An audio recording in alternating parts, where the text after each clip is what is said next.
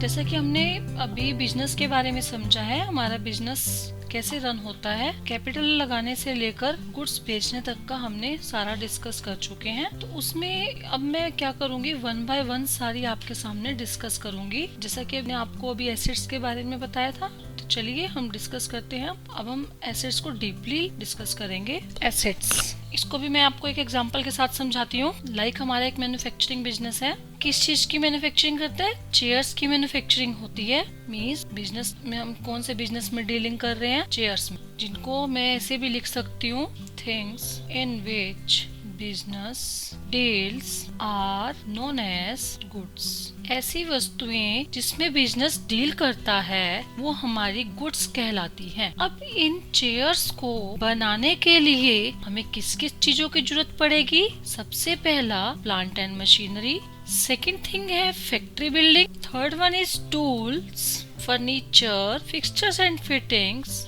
ये हमारी सारी क्या हैं? बिजनेस में चेयर्स मैन्युफैक्चरिंग करने के लिए हमें ये एसेट्स की नीड होगी, जिनको हम बोलते हैं प्रॉपर्टी या रिसोर्सेज। रिसोर्सेज क्या होते हैं? जिसमें हम बिजनेस को यूज करके कुछ मैन्युफैक्चर करते हैं। इनको हम इकोनॉमिक रिसोर्सेज भी बोलते हैं। इकोनॉमिक रिसोर्सेज क्यों बोलते हैं? क्योंकि इनको यूज करके हमारी चेयर्स मैन्युफैक्चर होंगी और उन्हीं चेयर्स को हम आगे बेचेंगे और बेचने पे हमारी रिवेन्यू जनरेट होगा, जो कि मैं भी आपको डिस्कस करके बताती हूँ क्या होता है। ये हमारे इकोनॉमिक रिसोर्सेज है जो कि हमारे लिए रिवेन्यू जनरेट करते हैं। मींस सेल करके हमारे पास मनी अवेलेबल होती है। हमने क्या किया, इन सारी प्रॉपर्टीज को यूज किया, यूज करके प्रोडक्शन की, चेयर्स की प्रोडक्शन होने के बाद हमने उन चेयर्स को अपने पास तो रखा नहीं होगा, बिजनेस कर रहे हैं, सेल करने के लिए कर रहे हैं, तो उसको हम सेल करेंगे। सेल करके जो भी अमाउंट रिसीव होगा, amount received from sale of goods, उनको हम बोलेंगे रिवेन्यू। रिवेन्यू क्या होता है? रिवेन्यू प्रॉफिट नहीं होता, रिवेन्यू होता है जो माल को बेचने से टोटल अमाउंट जो रिसीव होता है। लाइक मैंने 5 लाख की चेयर्स बेची, तो जो 5 लाख मुझे रिसीव हुए हैं वो मेरा रिवेन्यू कहलाएगा। 5 लाख की चेयर्स को मैंने बनाने के लिए 4 लाख लगा दिए। सपोज खर्चा मेरा 4 लाख आया, मीन्स कॉस्ट मेरी 4 लाख आई। तो जब मैं 5 लाख में से 4 लाख माइनस करूंगी तो मेरे पास 1 लाख का क्या आ जाएगा? Profit. That is my profit, that is my revenue, amount receive from sale of goods. तो इसलिए हम इसको इकोनॉमिक रिसोर्स बोलते हैं, क्योंकि जिनको यूज करने के लिए हमारे पास मनी जनरेट होती है। तो इसलिए ये हमारी प्रॉपर्टीज हैं, इनको हम इकोनॉमिक एक्टिविटी भी बोलते हैं। इकोनॉमिक एक्टिविटी क्या होती है? जिसमें मनी का लेन देन होता है, इनको हम इकोनॉमिक एक्टिविटी भी बोलते हैं। ओके, अब इसको एक बार हम, जो हमारी ये एसेट्स हैं, जो कि मैंने कहा कि बिजनेस में हमारी प्रॉपर्टीज हैं, रिसोर्सेज है, जिनको यूज करके हम चेयर्स का उत्पादन करते हैं, ये हमारी क्या कहलाती हैं? एसेट्स,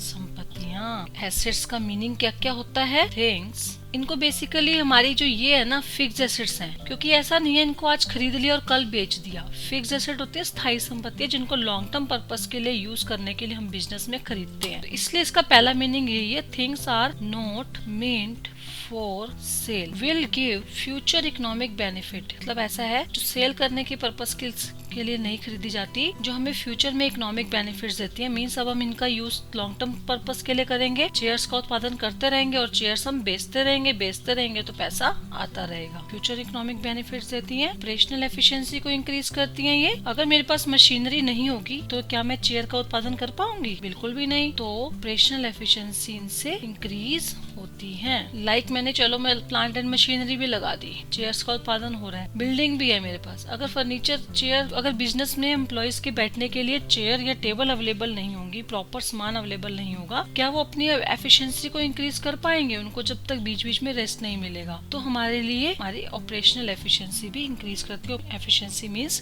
काम करने की क्षमता को बढ़ाती है। ये तो हो गया हमारा एसेट्स का meaning not meant for sale, future economic benefits देती हैं और ऑपरेशनल एफिशिएंसी को इंक्रीज करती है, मींस जिनके बिना हम कोई भी काम नहीं कर सकते। अब बात आती है कि टाइप्स ऑफ एसेट्स की। एसेट्स कितने प्रकार की होती हैं? बेसिकली अगर हम एसेट्स को डिस्कस करें, एसेट्स तो बहुत टाइप्स की होती है, अलग अलग पॉइंट ऑफ व्यू से हम थोड़ा बहुत डिस्कस करते हैं। फर्स्टली ये 2 टाइप्स हम नॉन करंट एसेट्स क्या होती हैं? लॉन्ग टर्म एसेट्स, जिनको हम क्या बोलेंगे? Long term assets. इनका मीनिंग है these assets provide value for more than 1 year. ऐसी एसेट जो हमें 1 साल से ज्यादा के लिए बेनिफिट देती हैं। These assets provides value for more than 1 year, जो कि हम बिजनेस में 1 साल से ज्यादा के लिए यूज करते हैं। या हम ये भी लिख सकते हैं दीज आर हेल्प परमानेंटली। इनके एग्जाम्पल क्या है हमारे पास? वही सारे जो अभी डिस्कस किए थे, plant and machinery. Plant and machinery में बहुत मोटी इन्वेस्टमेंट लगती है। फैक्ट्री बिल्डिंग भी बहुत मोटी इन्वेस्टमेंट वाली होती है। ऐसा नहीं कि ये चीजें हम आज खरीद के कल बेच देंगे। इनको हम लॉन्ग टर्म पर्पस के लिए बिजनेस में यूज करते हैं, इसलिए इनको नॉन करंट एसेट या लॉन्ग टर्म एसेट्स या फिक्स्ड एसेट्स भी बोलते हैं। Land, furniture, heavy tools, long term investment आएगी इसमें 1 साल से ज्यादा के लिए, कि हमने मान लो अपने बिजनेस का कुछ पैसा बाहर लगाया हुआ है, वो भी हमारी नॉन करंट एसेट कहलाती है। नाम से पता चल रहा है नॉन करंट, जो कि हम लंबे समय के लिए बिजनेस में यूज करते हैं, करंट पर्पस के लिए नहीं होती। लॉन्ग टर्म एसेट इसलिए बोलते हैं, और इनको फिक्स्ड एसेट भी बोलते हैं। अब हमारे पास है second type of asset, current asset. क्या होती है करंट एसेट? जिनको हम शॉर्ट टर्म एसेट भी बोलते हैं। मीनिंग क्या होगा इसका? एसेट्स विच आर यूज्ड और कंज्यूम्ड इन 1 ईयर, जो कि हमें 1 साल के अंदर यूज या कंज्यूम करनी पड़ती हैं। 1 साल के अंदर जो हमारे हम यूज कर लेते हैं, यूज करने पे खत्म हो जाती हैं, तो ये होती है हमारी करंट एसेट्स। इनको हम ऐसा भी बोलते हैं assets which are converted in cash within 1 year. इनको हम 1 साल के अंदर कैश में कन्वर्ट कर देते हैं। फर्स्ट कैश तो देखो हमारी करंट एसेट ही है, कैश आता जाता रहता है बिजनेस में। बैंक बैलेंस भी करंट एसेट है, क्योंकि बैंक में पैसा जमा कराते रहेंगे, निकालते रहेंगे, पेमेंट आती रहती है, जाती रहती हैं। डेटर्स, जिनको हम उधार माल बेचते हैं, हम ये मान के चलते हैं डेटर्स को अगर हमने उधार माल बेचा है तो हम ये मान के चलते हैं 1 साल के अंदर उनसे कैश रिसीव हो जाएगा, क्योंकि 1 साल से ज्यादा कोई भी इतने लंबे समय के उधार नहीं बेचता होता। अगर बेचता है तो वो लॉन्ग टर्म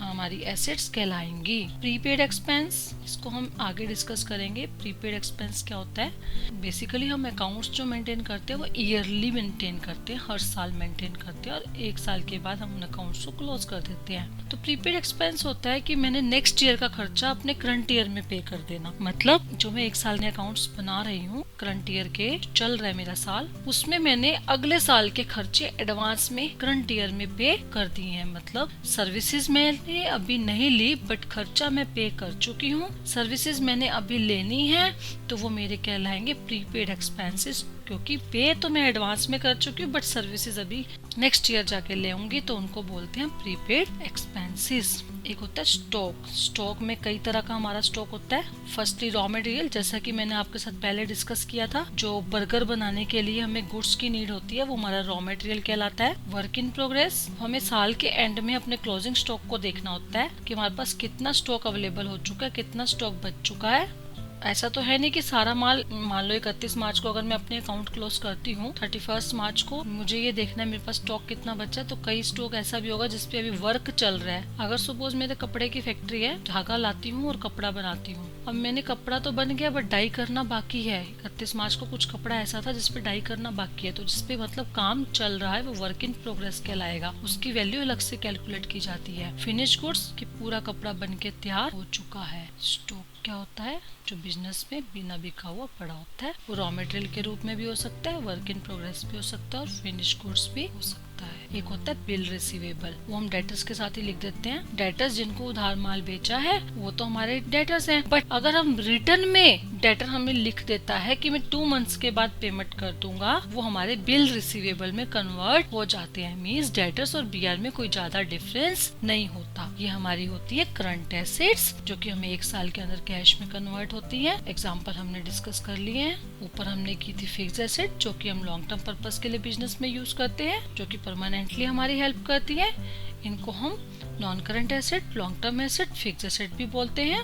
एसेट्स के ये तो थे हमारे करंट और नॉन करंट टाइप। दूसरे तरीके से एसेट डिस्कस करेंगे। टॉपिक हमारा वही है एसेट्स का। फर्स्ट है हमारा टेंजिबल एसेट। टेंजिबल एसेट्स क्या होती है हमारी? Assets which have physical existence। physical existence means जो हमें दिख रही हैं, जिनको हम टच कर सकते हैं। which can be seen and touch, जैसा कि फर्नीचर, प्लांट मशीनरी, बिल्डिंग, ये हमारी सारी क्या है? टेंजिबल एसेट, मूर्त संपत्तियां जिनको हम देख सकते हैं, टच कर सकते हैं, जिनका फिजिकल एग्जिस्टेंस होता है। इनको हम ऐसे भी लिख सकते, can be destroyed by fire और एनी एक्सीडेंट एंड नेचुरल क्लाइमेटीज। अब जिनका फिजिकल एग्जिस्टेंस है, अगर कोई बिजनेस में आग लग जाती है या कोई एक्सीडेंट हो जाता है या कोई नेचुरल क्लाइमेटीज आ जाती है तो इन एसेट्स पे इम्पैक्ट तो पड़ता ही है। ये खराब हो जाती हैं, जल जाती हैं, टूट फूट हो जाती है इनमें। तो इनके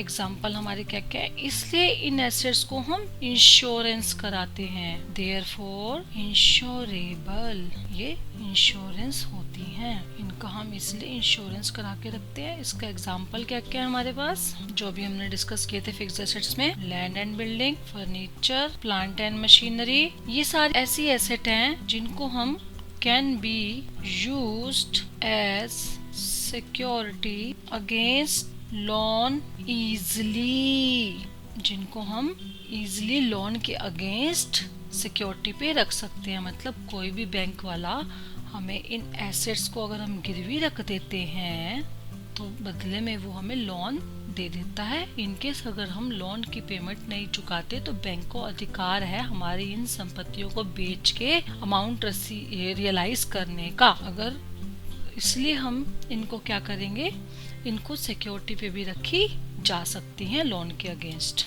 टेंजिबल क्लियर हो गया। अब हम डिस्कस करेंगे इंटेंजिबल। इंटेंजिबल एसेट्स कैसी एसेट हैं? जो कि नॉन फिजिकल एग्जिस्टेंस होता है, जिनका नॉन फिजिकल एसेट्स दिखती नहीं है, उनको हम टच भी नहीं कर सकते और देख भी नहीं सकते। Which help to generate more revenue.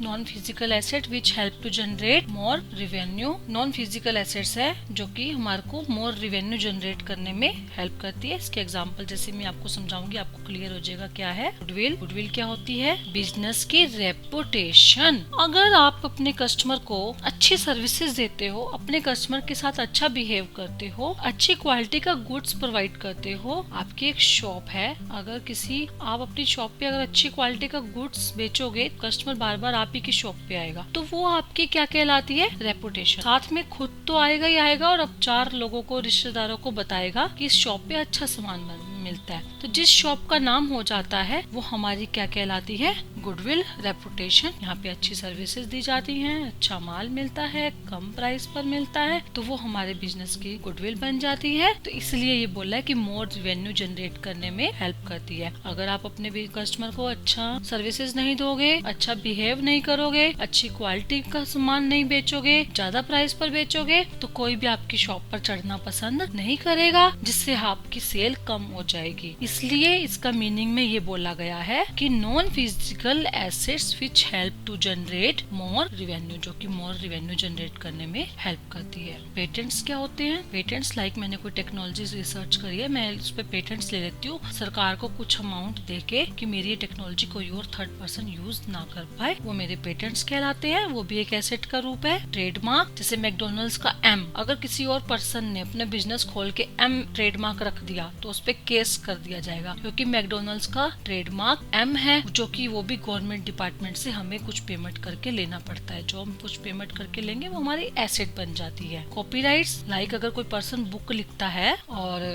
वो अपनी बुक्स पे कॉपीराइट्स ले लेता है, कोई और मेरा जो बुक्स का मटेरियल है वो दूसरी अपनी बुक बनाते टाइम यूज ना करे, अगर वो यूज कर लेता है तो मुझे अपना उस पे केस फाइल करने का अधिकार है, क्योंकि मैंने उस बुक के ऊपर कॉपीराइट लिया हुआ है। मैंने वो अगर बुक लिखी है उस पे मैं कॉपीराइट ले लेती हूँ, तो मेरा कोई कंटेंट कॉपी नहीं कर सकता, अगर करेगा तो मैं उसके ऊपर केस फाइल कर सकती हूँ। तो इस तरह की जो मेरी ये चीजें हैं, मैं उनको पैसे दे के खरीदती हूँ, तो ये मेरी सारी एसेट्स कहलाती हैं, जिनको मैं देख नहीं सकती और टच नहीं कर सकती, ओनली फील कर सकती हूँ। इसी तरह हमारी एक एसेट और है डेप्रिशिएबल एसेट। क्या होती है डेप्रिशिएबल एसेट्स? किस पे लगता है डेप्रिसिएशन? प्लांट एंड मशीनरी पर, फर्नीचर पर, बिल्डिंग पर। डेप्रिशिएबल एसेट्स वो एसेट हैं, अगर मैंने आज आज इन एसेट्स को परचेज करा है, टाइम टू टाइम इनकी वैल्यू डिक्रीज हो जाएगी। वियर एंड टियर के कारण, टूट फूट के कारण, यूज होने के कारण उनमें गिसावट आ जाती है। आज मैंने अगर 1 लाख रुपया इस मशीनरी पर लगा दिया सपोज, तो क्या होगा, मेरे हर साल इस मशीनरी की वैल्यू डाउन होती चली जाएगी वियर एंड टियर के कारण या गिसावट के कारण, क्योंकि मैं को रूटीन में बिजनेस में यूज कर रही हूँ। अब जो गिसावट आ रही है, जो भी उसकी वैल्यू में कमी आ रही है, को हम कहते हैं डेप्रिसिएशन।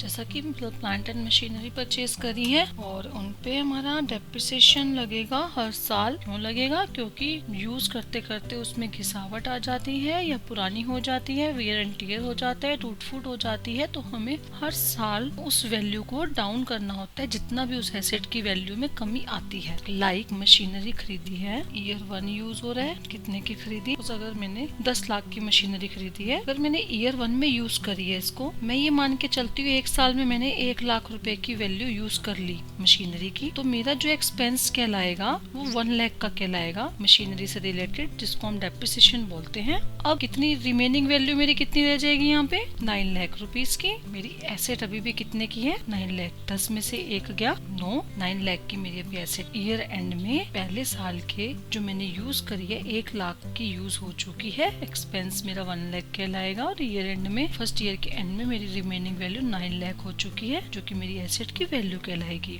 इसी तरह अगर मैंने मशीनरी जो यूज करी है, यूज करके फिर मेरा अगले साल 1 लाख रुपए का डेप्रिसिएशन लग गया, वो मेरा एक्सपेंस कहलाएगा, और रिमेनिंग वैल्यू मेरी क्या कहलाएगी? 8 लाख। 9 में से 1 गया 8, ये मेरी एसेट कहलाएंगे।